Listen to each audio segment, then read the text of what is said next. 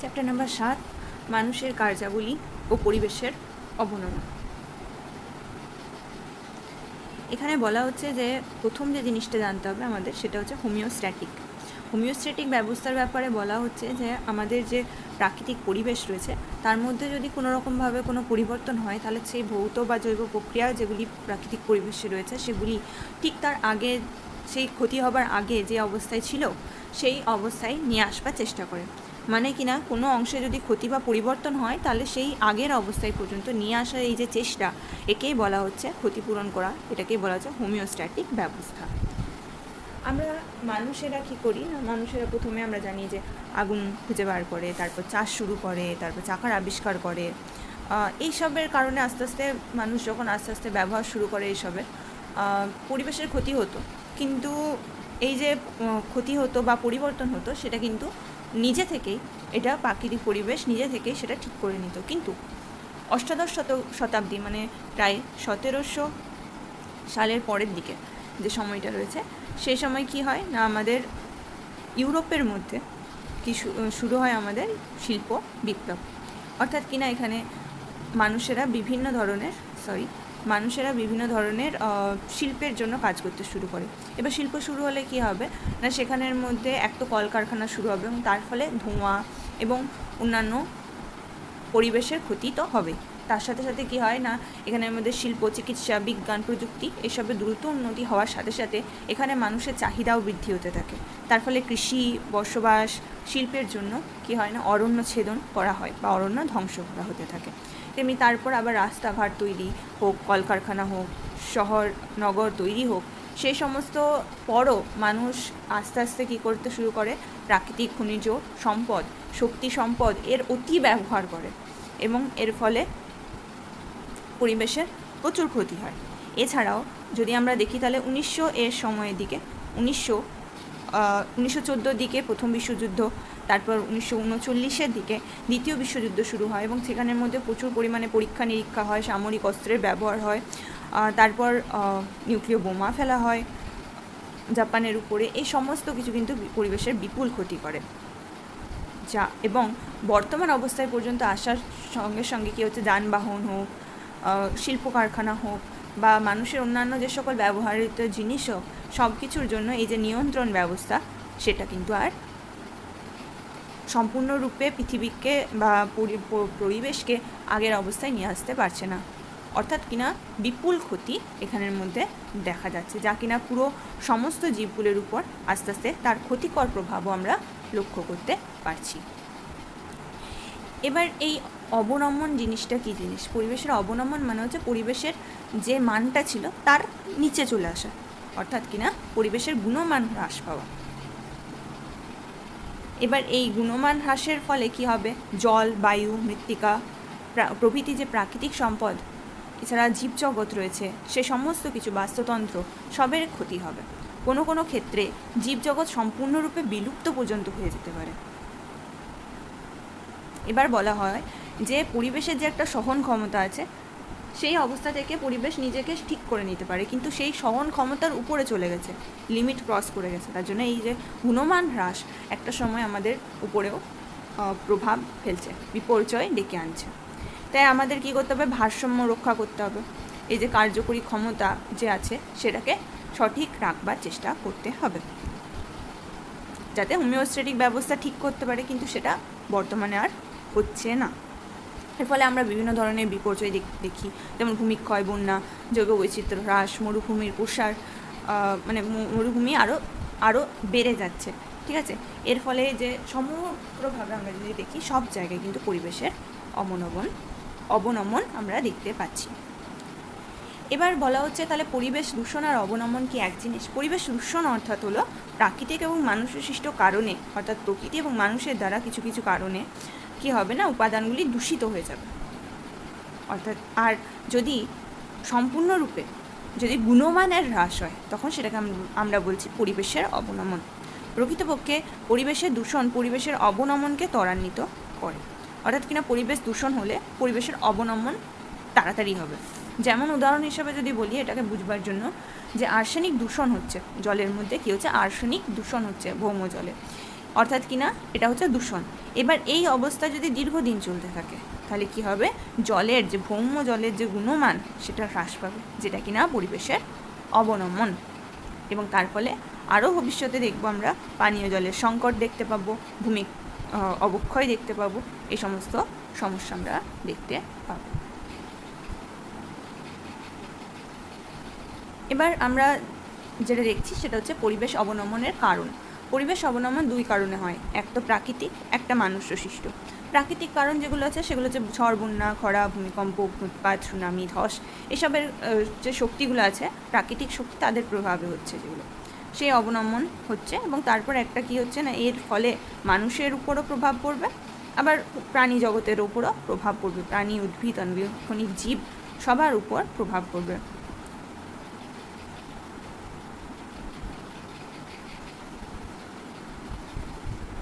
এবং মানুষ যে সকল স্থাপত্য জিনিসপত্র তৈরি করে, সম্পত্তি তৈরি করে, সেই সমস্ত কিছুর কিন্তু ক্ষতি হবে। আর দ্বিতীয় হচ্ছে মানুষের সৃষ্টকরণ, মানুষের কারণে যেগুলো হবে, আধুনিক কৃষি ব্যবস্থা হোক, শিল্প হোক, পরিবহন হোক, অন্যান্য উন্নয়ন ক্রিয়াকলাপ হোক, সমস্ত কিছু কী করবে না, পরিবেশের যে স্বাভাবিক চক্র সেটাকে ব্যাহত করবে। এবং এছাড়াও অবৈজ্ঞানিক যে সকল কৃষি উৎপাদন, শিল্প বর্জ্য, অপরিকল্পিত নগরায়ন, নদীর স্বাভাবিক গতি রোধ করে জলাধার নির্মাণ ইত্যাদি ইত্যাদি বিভিন্ন ধরনের যে সমস্যাগুলো, সেগুলো কি করবে, প্রকৃতির অবনমন ঘটাবে এবং তারপর আরও বিপত্তি ঢেকে আনবে। যেমন ধস হতে পারে, বন্যা হতে পারে, ভূমিকম্প হতে পারে, খরা হতে পারে, সেইগুলো কিন্তু মানুষের কার্যকলাপের কারণে বেড়ে যেতে পারে।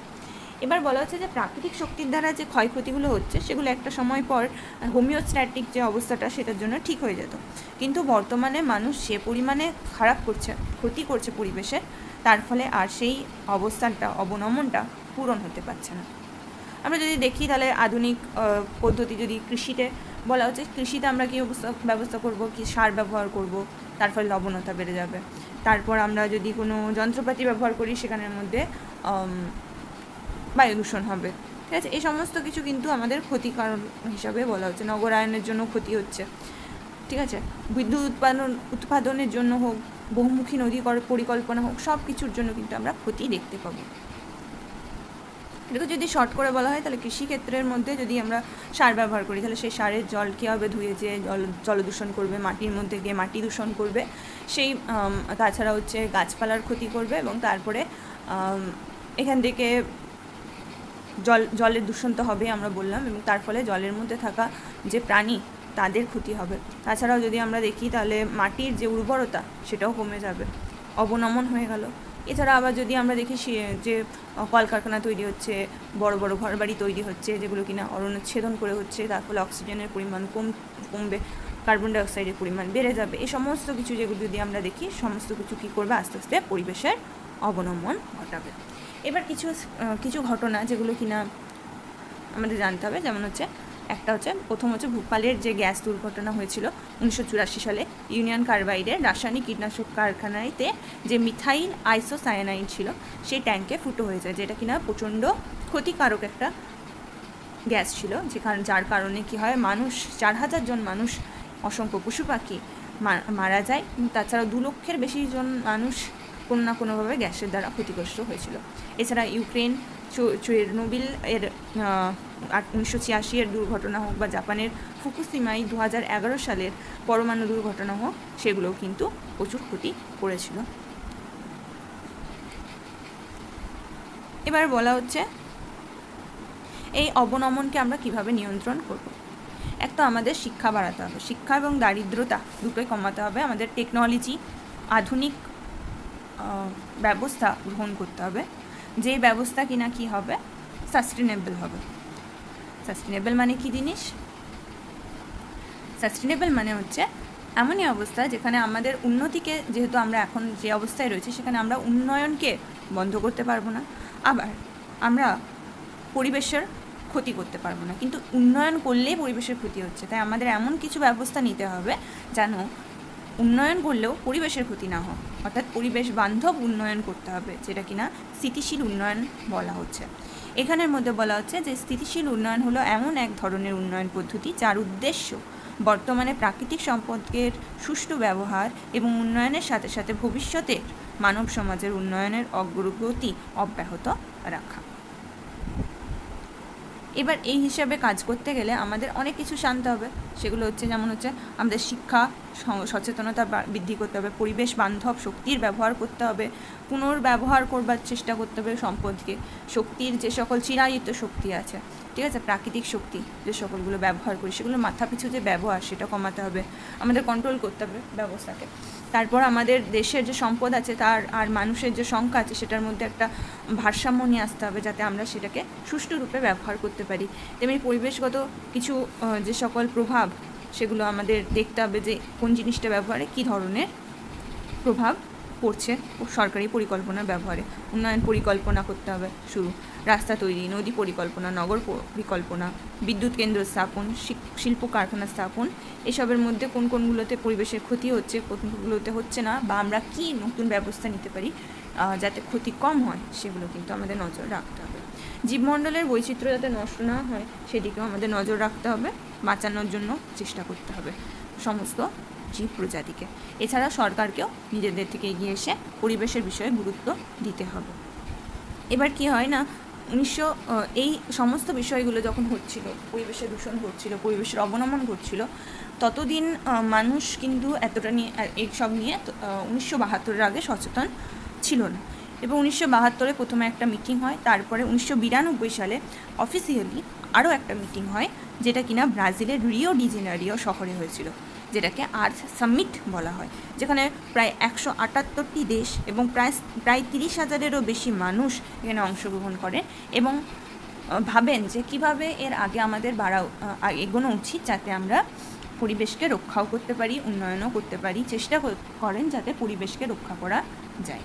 এবং এই সবার পরবর্তী কিছু সবার পরই আমরা কিন্তু এই সচেতনতা, আমরা যে এই স্থিতিশীল উন্নয়ন, এই বিষয়টাকে কিন্তু বিজ্ঞানীরা আমাদের সামনে রাখেন, যে আমাদের এই ধরনের কথা ভাবতে হবে যে স্থিতিশীল উন্নয়ন কীভাবে করা যায়। ঠিক আছে, মানে মোটামুটি ওই কিছু বছর পরই এটা কিন্তু এসেছিল, এই থিওরিটা এসেছিল, এই তত্ত্বটা এসেছিল স্থিতিশীল উন্নয়নের। এখন বর্তমানে প্রায় সব দেশই এই স্থিতিশীল উন্নয়নের জন্যই চেষ্টা করছে, কিন্তু এর জন্য প্রচুর অর্থ দরকার, অর্থবল যেমন দরকার তেমনি এখানের জন্য প্রযুক্তির বল প্রচুর দরকার, প্রযুক্তি দরকার, টেকনোলজি দরকার, যেটা বলছি আমরা রিসার্চ করতে হবে। তাই একটা দেশ মিলে সমস্ত কিছু করবে এমন নয়, প্রত্যেকটা দেশকে এর জন্য আগে আসতে হবে। তাই ওই যে আর্থ সামিটটা একটা নতুন মাইলস্টোন হিসাবে আমাদের কাছে ইম্পর্টেন্ট, যাতে আমরা যেখান থেকে আমরা শুরু করেছি কাজ করা, এবার আস্তে আস্তে আমরা এই বিভিন্ন ধরনের সরকার, প্রত্যেকটি দেশ আস্তে আস্তে এগিয়ে আসছে পরিবেশ রক্ষা করবার জন্য। এবার পরিবেশ অবনমন এবং ভারতের ব্যাপারে বলা হচ্ছে যে ওয়ার্ল্ড ব্যাংক এর রিপোর্ট অনুসারে, ওয়ার্ল্ড ব্যাংক একটা সংস্থা, ঠিক আছে, ওয়ার্ল্ড ব্যাংক মানে শুধু ব্যাংকের টাকা দেবে সেরকম না, ওয়ার্ল্ড ব্যাংক এর মধ্যে পাঁচটা গ্রুপ আছে, ঠিক আছে, এবং সেখানের মধ্যে থেকে এরা সবাই কী করে, বিভিন্ন ধরনের কোথায় দেশদের মধ্যে রিপোর্টও বার করে, ঠিক আছে। এবং এরা কি করেছে না, এরা প্রতি বছরে প্রায় গণনা করে দেখেছে, প্রতি বছরে পরিবেশ অবনমনের জন্য প্রতি বছরে প্রায় 80 বিলিয়ন ডলার ক্ষতি হয়, 80 বিলিয়ন ডলারের ক্ষতি হচ্ছে ভারতবর্ষের মধ্যে। মানে কি হচ্ছে, পরিবেশের অবনমন হচ্ছে এবং প্রাকৃতিক দুর্যোগ হচ্ছে বিভিন্ন ধরনের, এবং তার কারণে 80 বিলিয়ন টাকা ডলারে, মানে মোট কথা 4,80,000 কোটি টাকা ক্ষতি হচ্ছে। তেমনি পরিবেশের অবনমন বিষয়ে যখন 132টি দেশ একটি সার্ভে রিপোর্ট করেছিল, তখন দেখা গেছিলো এখানের মধ্যে 126 নম্বরে ভারতবর্ষ রয়েছে। তার মানে এখানের মধ্যে মাত্র 6টা দেশের পরই কিন্তু ভারতবর্ষ লাস্ট দিক থেকে রয়েছে। এছাড়া আমরা দেখতে পাই যে WHO ওয়ার্ল্ড হেলথ অর্গানাইজেশন কী করে, তারা G20 দেশগুলোর মধ্যে সবচেয়ে দূষিত যে 20টা শহর আছে তার মধ্যে 13টি ভারতবর্ষের মধ্যে অবস্থিত, এটি বলেছে। এবং ভারতবর্ষের মধ্যে যে সমস্যাগুলো রয়েছে সেগুলো যদি আমরা ভালো করে স্পেশালি দেখতে চাই, সেগুলো হচ্ছে অরণ্য, কৃষির অবনমন, সম্পদের অপব্যবহার, জনসাধারণের স্বাস্থ্যের অবনমন, অপরিকল্পিত উন্নয়ন, দারিদ্র্য এবং জৈব বৈচিত্র্য হ্রাস। এবার আমরা আরেকটা আন্দোলনের কথা বলবো, যেটা কিনা চিপকো আন্দোলন, গড়ওয়াল অঞ্চলের মধ্যে, উত্তরাখণ্ডের মধ্যে, গড়ওয়াল হিমালয় এর অংশের মধ্যে 1973 সালের মধ্যে এখানের মধ্যে যারা আদিবাসী ছিল তারা গাছকে জড়িয়ে ধরে। এখানে বন বিভাগের ঠিকাদাররা অর্ডার পেয়েছিল যে গাছ কাটতে হবে, কিন্তু আদিবাসীরা কি বলে, অধিবাসীরা, যে না এখানে কাটতে দেওয়া যাবে না, এবং সেখানে গাছকে জড়িয়ে ধরে আন্দোলন করে, এবং পরে সবাই এটাকে সমর্থন করে এবং সেখানে গাছ কাটা হয় না। তো এই আন্দোলনটাকে চিপকো আন্দোলন বলা হচ্ছে, কারণ চিপকো মানে জড়িয়ে ধরা।